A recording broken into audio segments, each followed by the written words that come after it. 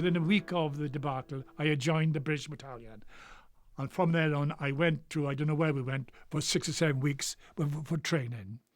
And I met Harry Dobson there again. We were training, learning how to cross the river, how to do this, how to do that. Normal training manoeuvres for a preparation of some sort of an offensive. Jack Jones, like Lewis Clive, a Labour Party councillor, was made a political commissar.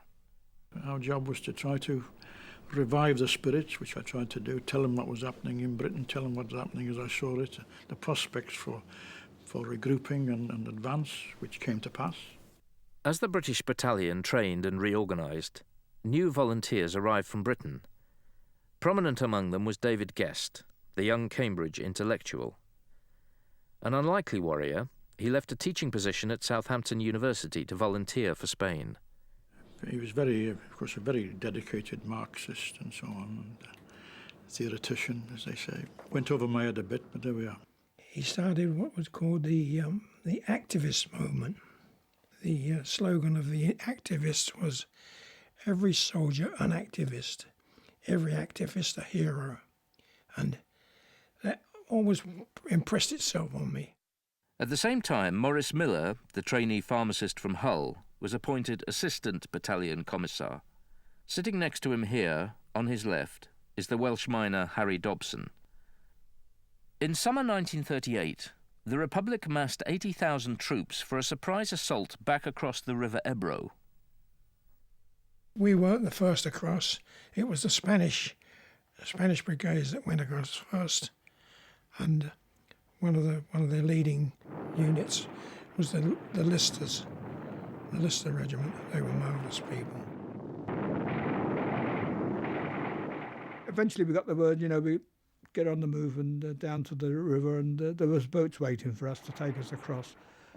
And we were under a hail of machine gun fire.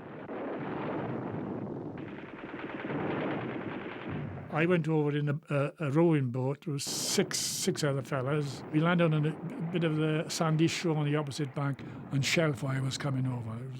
We'd really been spotted. They were shelling the bank like the clappers. The fascists started dropping their bombs, and I can see them now. You look up and see the silvery objects come flashing down from the skies. The planes will circle round and open up with machine guns.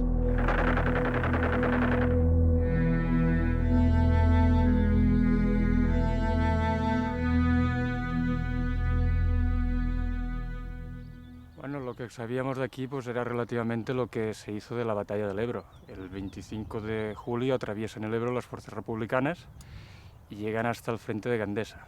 Our aim was to capture Gandesa, which was a sort of hinge of the fascist forces. During one of our stops there, we were getting some machine gun fire from the hills above us on the left, and we were told to go out and mop them up. When I saw a reflection on my right, another hill, and I told my blokes to get down. At the time I got down, they opened up and I copped it in the arm. It must have whizzed past my nose. 481 was a hill over from which you could see Gandesa. We advanced to 481, to the foothills around 481. We assembled there and prepared to attack, which we did. And the job was to get the summit, because to command the summit of 481 meant you had control of Gandesa, which was a decided town in the area. We went up the east end of this rise, you see. Some of us attacked along the side of the hill, but they were driven back. We lost quite a lot of blokes there. We organised trench mortars and so on to try to bomb the summit, but without much effect. Because we were limited in what we had. We had some machine guns, but not many. 481 was murder. It was murder, because we went over the top. And I mean over the top.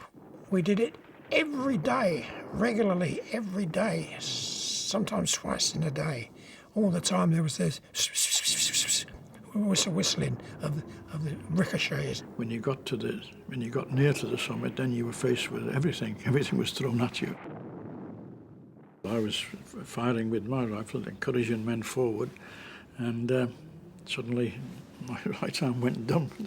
Well, of course, I knew that I'd been hit. Blood scuffed out of here, and I'd been hit by a bullet in the shoulder. Already some shrapnel had got in my leg and my arm. I was in a terrible mess then.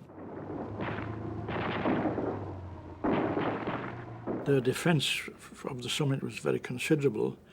Our determination was also considerable, and there's no doubt that the men showed very great courage. All of us were in trying to capture that summit, and some very fine men were killed in that period. Lewis Clive, Comrade Clive, appeared again, and he asked me how I was getting on. Suddenly, I felt splashes of blood on my arm, and it was his blood, and he reeled at the side of me and fell. And someone down below said, "What a ghastly sight." And I climbed down to where he'd fallen.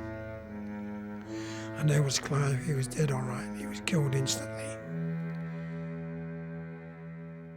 We were about 5 or 6 yards from the front line. There was a machine gun post on the front line.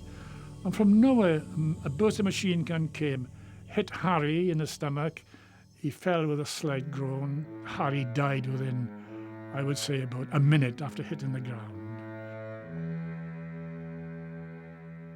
I saw more of David Guest than I did of Lewis Clive. Great inspiration to all of us. He died like a hero. He's trying to get the men up the hill. After the failure to take Hill 481 and Gandesa, the Republican offensive stalled. What remained of the British battalion went into reserve. George Wheeler and I were together. Our companies had been amalgamated, you see. As usual, we were without food. There were 4 of us selected to collect any food, implements that we could find, like spades, shovels and all sorts of things like that. We went to the side of the mountain and then across the main road into Corbera. We looked at the town of Corbera. It was in a terrible state. Dead mules about and everything. We came to a house and we tried the door and it was open. So we walked in. All we could find were nuts. Plenty of nuts in the drawers and whatnot, and some wine. There was nobody around at all. It was completely deserted. We came across a jug. I can still remember the jug of jam. And it had about an inch of mildew on the top of it. So we got a spoon, scraped the mildew off, and we ate it spoonful by spoonful. It was a lovely meal. But I was so angry at the way that lovely town was smashed up. In the weeks that followed, the Nationalists launched a ferocious counter-offensive. The Republicans, as ever without substantial air or artillery support, held on in the mountains of the Sierra Pandols. The Sierra Pandols, to me, that was the whole of the Spanish campaign. The couple of weeks we were on the Pandols was the worst time of the war. Not for terror. I got over that. I was immune from terror. Terror had gone. The agony of the Pandols couldn't do much for the wounded. Day and night we were being bombarded by aircraft, mortars, shelling, and there was no cover. And casualties were horrendous. It was a big open-air abattoir, actually. It was here, in the Sierra Pandols, during an artillery bombardment, that Maurice Miller, the assistant commissar, lost his life.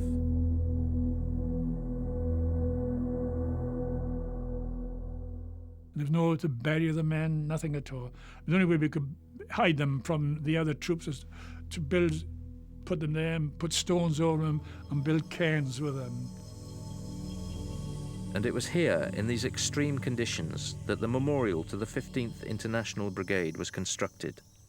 Y nos enteramos de que el diseñador del monolito fue Percy Ludwig, un ingeniero de la 15ª Brigada Internacional, del cual quedan fotografías de los puentes, de algún puente que él diseñó para cruzar el Ebro en la ofensiva.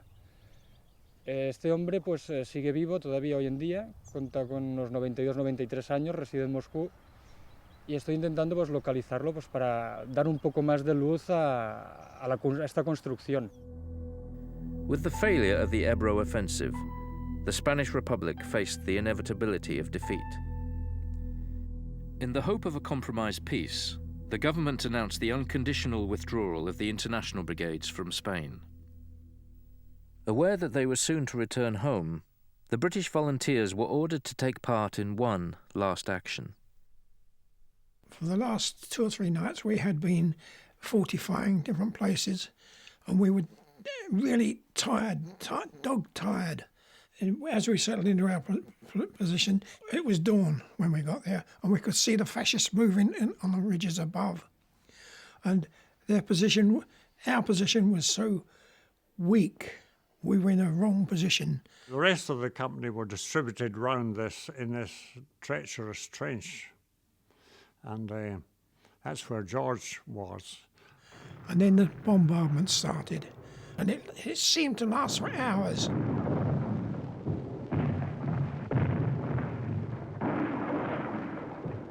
They had disturbed a lot of the sand and had blown into our rifles.